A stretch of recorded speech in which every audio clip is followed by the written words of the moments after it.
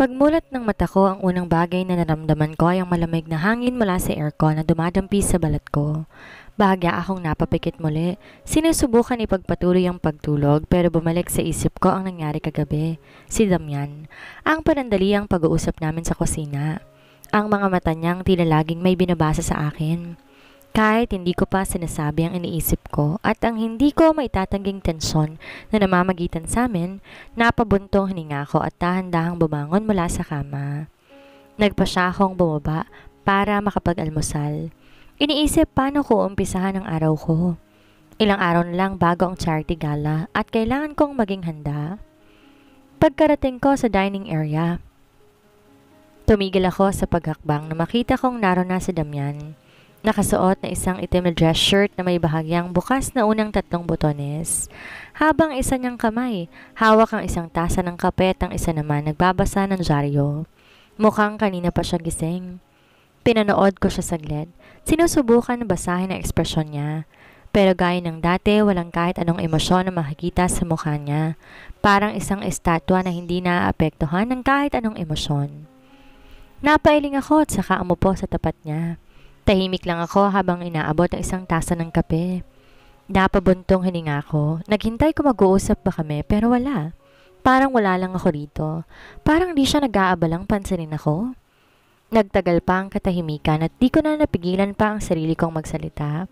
Good morning?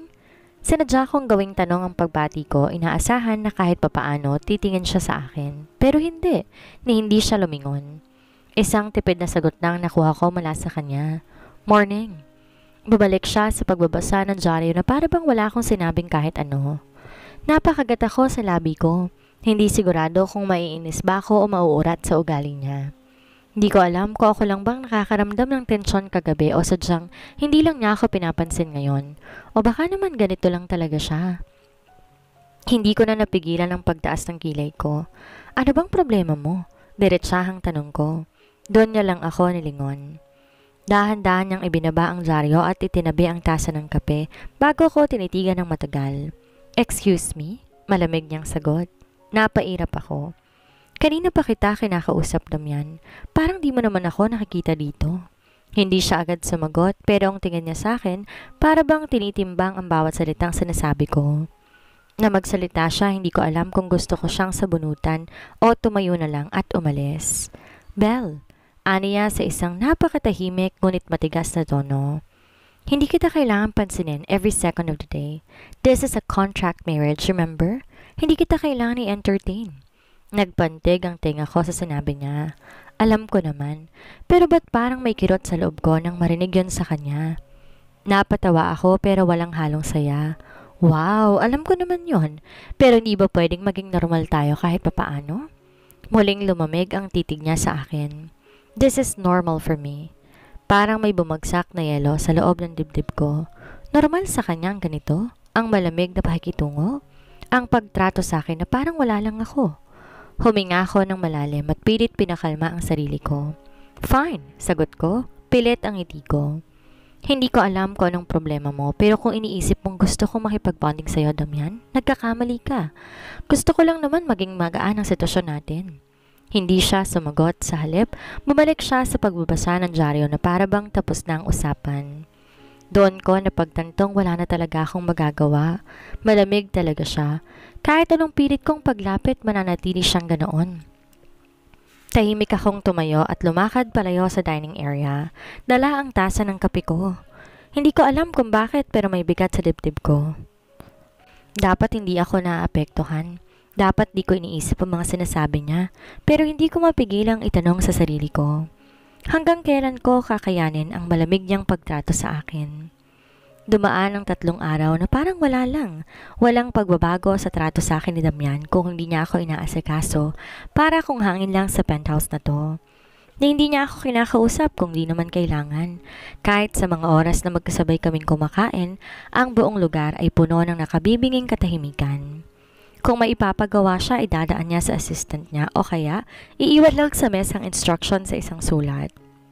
Napakalamig niya. Mas malamig pa si aircon na laging nakabukas sa penthouse na ito. Sa totoo lang, hindi ko alam kung hanggang kailan ko matitiis ang ganito. Ngayong gabi, hindi ko na napigilan ang sarili kong maglabas ng inis. Damian, tawag ko habang naglalakad siya papunta sa opisina niya sa penthouse. Huminto siya, bahagyang lumingon pero di ako tuluyang hinarap. Napakagat ako sa labi ko pero hindi ako umatras. Kailan ba tayo mag-uusap ng normal? Diretsahang tanong ko. Kumunot ang noo niya. Para bang hindi niya maintindihan kung bakit ko tinatanong yon. Anong ibig mong sabihin? Malamig niyang sagot. Naiinis na akong lumapit sa kanya. Ilang araw na tayong magkasama dito pero parang di mo ko nakikita. Damian, we are married, kahit fake lang. At may gala tayong pupuntan sa isang araw. Paano tayo magpapanggap na mag-asawa kung hindi tayo nag-uusap? Mas lalo pa akong na-frustrate nang hindi man lang nagbago ang ekspresyon niya. Nanatiling matigas ang mukha niya, walang kahit anong bakas ng emosyon. Belle, malamig at matigas ang boses niya. Wala tayong kailangan pag-usapan. Hindi mo kailangang alamin ang tungkol sa akin at hindi ko rin kailangang malaman ang tungkol sa'yo. The only thing that matters is that we appear as a married couple in public. Nothing more, nothing less. Napalunok ako. Sa isang banda, alam kong totoo naman ang sinasabi niya. Wala naman talaga kaming tunay na relasyon. Isa lang itong kasunduan. Pero bakit parang may kung anong bumigat sa dibdib ko sa sinabi niya? Napakayum ako ng kamao. So, gano'n na lang. Magpapakita tayo sa harap ng ibang tao na parang okay tayo. Pero sa likod ng kamera, hindi mo man lang ako matitigan ng maayos? Napansin kong humigpit ang panga niya, pero nanatili siyang kalmado. Tama, sagot niya nang walang alinlangan. Parang binuhusan ako ng malamig na tubig. Dapat hindi ako nasaktan, pero ba't parang ang bigat-bigat ng sinabi niya? Napapikit ako at tuminga ng malalim. Hindi ako dapat naapektuhan. Hindi ako dapat mag-expect, pero kahit anong pilit kong ipaliwanag sa sarili ko, hindi ko pa rin matanggap kung paano siya makitungo sa akin na parang wala akong halaga. Kaya imbes magalit, napatawa na lang ako, pero walang bahid ng saya. Alam mo, Damian? Napailing ako habang tinitigan siya.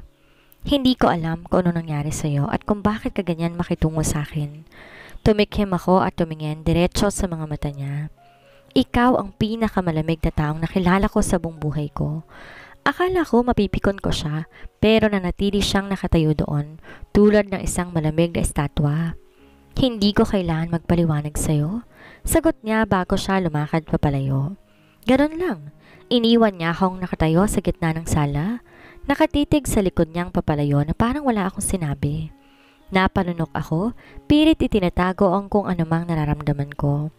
Doon ko napagtanto, hindi lang malamig si Damian, wala siyang pakialam. Dumaan pa ang isang araw bago ang gala. Tulad ng inaasahan ko, walang pagbabago kay Damian. Hindi siya nag-abala kahit isang beses para alamin kung handa na ba ako, kung komportable ba ako sa lahat ng mangyayari. Ngayon, habang nasarap ako ng salamin sa dressing room ng penthouse, hindi ko mapigilang titigan ang sarili ko. Nakasuot ako ng isang eleganteng itim na gown na bumagay sa katawan ko. Ang buhok ko ay nakaayos sa malalambot na kulot na bumabagsak sa balikat ko. Ang makeup ko perpekto, sapat lang para bigyang diin ang mga mata ko. Ngunit kahit gaano ko kaganda ngayong gabi, isang bagay lang hindi ko maalis sa isip ko. Hindi ako masaya dahil alam ko sa sandaling to, isang ilusyon lang isusuot ko. Isang huwad na kasal, isang huwad na pagsasama at isang huwad ng ngiti ang ipapakita ko sa harap ng mga tao. Kumatok si Damian sa pinto. Are you ready? Malamig niyang tanong mula sa labas. Huminga ako ng malalim at pinilit ang isang peking ngiti bago binuksan ang pinto. Sa sandaling tumama ang mga mata niya sa akin, may bahagyang pagbabago na ekspresyon, ang isang mabilis na reaksyon na hindi ko agad nabasa. Pero agad din niyang binalik ang malamig niyang maskara. Tara na, aniya. Wala man lang kahit isang papuri. Walang kahit isang tingin na magsasabing maganda ako ngayong gabi. Wala siyang sinabi. Wala siyang ipinakita. Wala siyang pakialam. Sa sandaling yon, mas talong tumibay ang isang bagay sa isip ko. Si Damian Villarreal ay isang taong walang puso. Kung gusto kong manatili dito nang hindi nasasaktan, kailangan kong gawin ang ginagawa niya. Kailangan kong maging kasing lamig niya. Damian's POV. Tahimik akong nakaupo sa likurang bahagi ng limousine habang tinatanaw ang labas ng bintana. Ang mga ilaw ng syudad naglalaro sa salamin. Pero hindi ko yon pinapansin. Ang atensyon ko ay dapat nasa paparating na gala, hindi sa babaeng nasa tabi ko. Ngunit kahit anong pilit kong i-distract ang sarili ko, ramdam ko pa rin ang presensya niya. Si Belle. Tahimik lang siya, pero hindi ako lumilingon. Alam ko malayong iniisip niya. Hindi ko alam paano niya nagagawa yon. Ang punuin ng isang lugar ng presensya niya nang di malang nagsasalita. Naubos na ang pasensya niya sa akin kahapon. Alam ko, iniinis ko siya. Alam ko, nahihirapan siya na tanggapin ang ganitong klaseng setup. Isang kasal na walang emosyon. Isang relasyong nakatali lang sa isang papel. Pero wala siyang magagawa. Dahil ganito lang ako. Hindi ako nag-aaksaya ng panahon sa mga bagay na hindi mahalaga. Bumaling ako sa kanya. Binigyan siya ng isang mabilis na sulyap. Nakatingin siya sa labas ng bintana, bahagyang nakakuyom ang mga palad sa kandungan niya. Mukhang iniipon niyang lakas para sa charity gala. Good, at least, alam niya ang papel na dapat niyang gampanan. Ngunit kahit anong pilit kong itutok ang isip ko sa kung anong dapat, may isang bagay na bumabagabag sa akin. Nang bumukas ang pinto ng dressing room kanina at lumabas siya, suot ang itim na gown. Nagkaroon ng saglit na katahimikan sa loob ko. Isang mabilis na paghinto ng mundo bago bumalik sa normal. Hindi ko yon nagustuhan. Dapat hindi ako nagkaroon ng ganong reaksyon. Belle is nothing but a contractual wife. Isang babae na pumayag sa kasunduang ito. Parang may hinihintay siya. Nang wala akong sinabi, kitang-kita ko kung paano nagbago ekspresyon niya. Bahagyang napakunot ang noo ko. Damian? Napatigil ang utak ko nang bigla siyang magsalita. Tinignan ko siya, hindi siya lumilingon, pero alam kong seryoso siya kung ano man ang gustong sabihin. Huwag kang mag-alala, mahina niyang sabi, sapat lang para marinig ko. Alam ko kung paano umarte ngayong gabi, hindi kita ipapahiya. Napansin ko ang bahagyang pangungot niya sa tono niya, pero hindi ko yon pinansin. Inayos ko lang ang cuff ng coat ko bago ako sumagot. Hindi ko iniisip na ipapahiya mo ko. Sagot ko, malamig at walang emosyon. Mas iniisip kong siguraduhin mong wala kang gagawing hindi kailangan gawin. Nang lingunin ko siya, nakataas ng isang kilay niya at doon ko napagtanto. Hindi siya natatakot sa akin. Hindi siya tulad na ibang babaeng nakilala ko na sumusunod lang. Hindi na nagtatanong. Si Belle kahit galit, kahit naiinis, lumalaban pa rin sa akin gamit ang mga mata niyang puno ng damdamin. Nakakairita.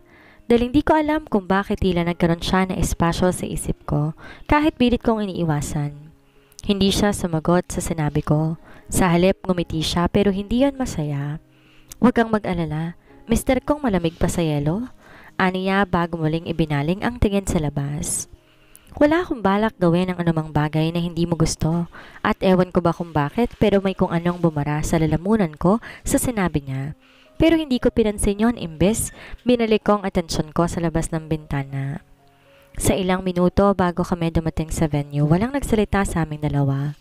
Pero kahit tahimik siya, kahit hindi siya umiimik, ramdam ko pa rin siya. Yon ang bagay na hindi ko matanggap. Pagdating namin sa venue, agad kaming sinalubong ng mga flashing lights ng media, mga reporters, photographers at ilang bisitang kilala ko na nasa entrance. Inaabangan ang pagdating namin. Belle inhaled deeply beside me, probably steadying herself. Sa unang pagkakataon ngayong gabi, binaba ko ang kamay ko sa likod niya at marahang itinulak siya papalapit sa akin. Nagulat siya pero mabilis ding nakabawi. Napatingin siya sa akin na para bang nagtataka kung bakit ko ginawa yon, pero hindi ako tumingin pabalik. Sa halip, inilapit ko siya ng bahagya, sapat para magmukhang totoo ang papel na ginagampanan namin. Smile, malamig kong bulong. We don't want them to think something's wrong, do we? Mula sa gilid ng paningin ko, nakita ko ang pag-igting ng panga niya. Ngunit gaya ng inaasahan ko, ngumiti siya habang binabati kami ng mga tao, habang nagpapanggap kami bilang perpektong mag-asawa sa harap ng lipunan. Alam ko, sa likod ng mga ngiting iyon, pareho naming alam ang katotohanan. Walang emosyon sa pagitan namin, kailanman hindi dapat magkaroon. Ang mga ilaw ng ballroom ay nakakasilaw. Halos kasing talim ng mga matang nakatingin sa amin ni Belle. Ang bawat takbang namin sinusundan ng mga kilalang negosyante, politiko at socialites. Mga taong ang hilig ay makialam sa buhay ng iba. Lalo na kung may bagong eskandalo o istoryang masarap pag-usapan. At ngayon, kami ang bagong paksa nila. Ako, ang misteryosong Villarreal na bihirang sumipot sa ganitong klase ng okasyon at si Belle, ang babaeng bigla na lang pumasok sa buhay ko. Naging asawa ko sa papel at ngayon nakangiting nagpapanggap sa tabi ko. Pero kahit hindi siya nagsasalita, kahit ngumingiti siya sa bawat bumabati sa amin, ramdam ko ang tensyon sa kanya. Ramdam ko kung paano niya pilit na iniiwasan ang pagtingin sa akin ng matagal. Ramdam ko rin ang pagdadalawang isip niya kung paano dapat umakto sa tabi ko, pero hindi ko yun pinansin. Dahil hindi ko kailangan alamin kung ano nga bang iniisip niya. Hindi ko kailangan alalahanin kung ano ang nararamdaman niya.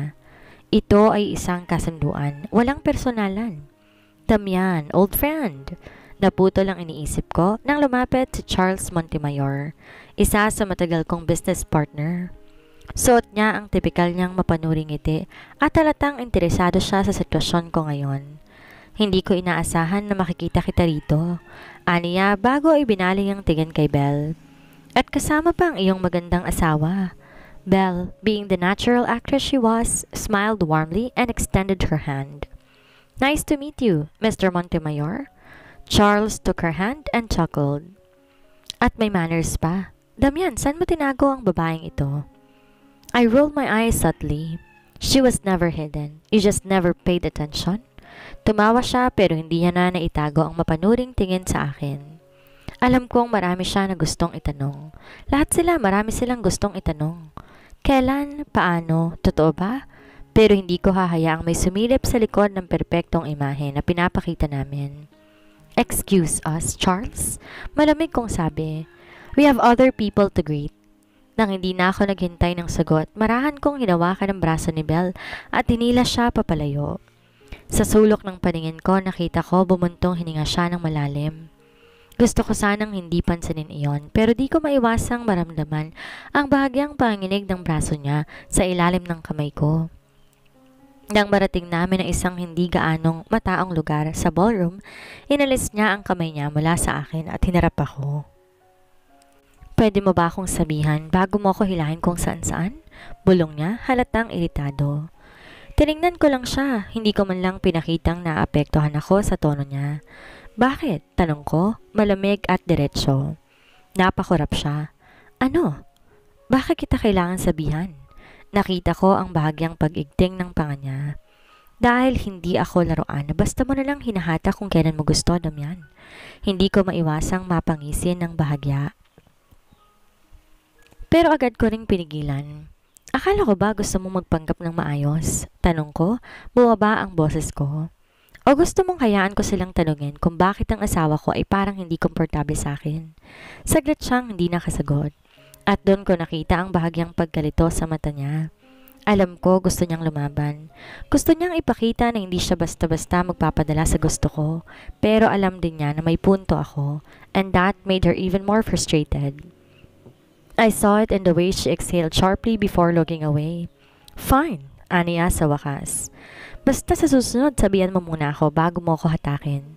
Hindi ako sumagot. Dahil alam kong kahit anong sabihin ko, hindi siya makukontento.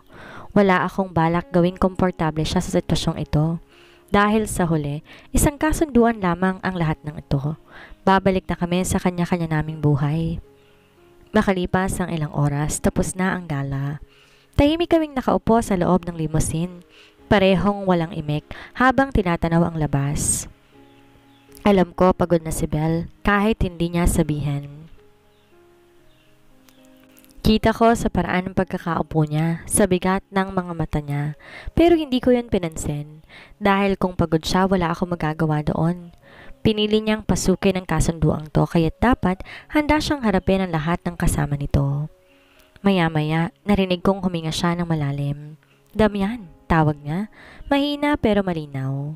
Tumingin ako sa kanya, naghihintay ng sasabihin niya. Ngunit saglit siyang tumigil, parang nagdadalawang isip kung itutuloy ba niya ang gusto niyang sabihin. Sa huli, tiningnan niya lang ako ng diretso bago muling tumingin sa labas. Hindi na bale, bulong niya. Hindi ko alam kung bakit pero may kung anong hindi ko maipaliwanag sa tono niya. Parang may isang bagay siyang gustong sabihin pero alam niya na hindi ako makikinig. Kailanman hindi siya dapat magkaroon ng espasyo sa isip ko. Dahil kapag pinayagan ko na mangyari yon, mahirap nang bumalik sa dati. Gusto kong uminom. Dumaan muna tayo sa isang bar, saad ni Belle. Tahimik kong tinitigan si Belle habang nakaupo siya sa kabilang bahagi ng limousine. Let me get this straight, malamig kong sabi. Hindi inaalis ang tingin ko sa kanya. Gusto mong dumaan sa isang bar ngayong gabi? She met my gaze, her eyes filled with stubborn determination. Yes, hindi ako sumagot agad. Pagod ako, gusto ko nang umuwi, magpahinga at tapusin ang araw na to. Pero itong babaeng nasa tabi ko, tila ba wala siyang pakialam kung gaano nakahaba ang araw ko. You do realize you just come from a gala? Malamig kong tanong. Inaasahang bibitawan niya ng ideyang ito. Gabi na, may trabaho pa ako bukas. Ngunit imbes na sumuko, nagangat siya ng isang kilay. Alam mo, Damian, hindi ako lasing. Pero ba't parang sakit mo na sa ulo? Hindi naman ikaw ang iinom. Wala akong pakialam kung may trabaho ka pa bukas. Gusto ko lang uminom. Napakurap ako. Did she just? Isang baso lang, dagdag niya bago pa ako makapagsalita. Isang inumin lang tapos aalis na tayo. Huminga ako ng malalim. Pilit pinipigil ang inis. I could say no. I should say no. Pero may isang bagay akong napansin kay Belle mula pa kanina. Hindi siya marunong umatras. Kung pagbabawalan ko siya, mas lalo lang siyang magmamatigas. Ayoko na makipagtalo sa kanya sa isang bagay na hindi naman importante. Besides, if I let her have her way, matatapos ito kaagad. I exhaled sharply before leaning back against the seat. Fine. Napansin ko ang bagyang pag-angat ng sulok ng kanyang labi na para bang nanalo siya sa isang laban. Hindi ko alam kung bakit pero may kung anong iritasyon akong naramdaman doon.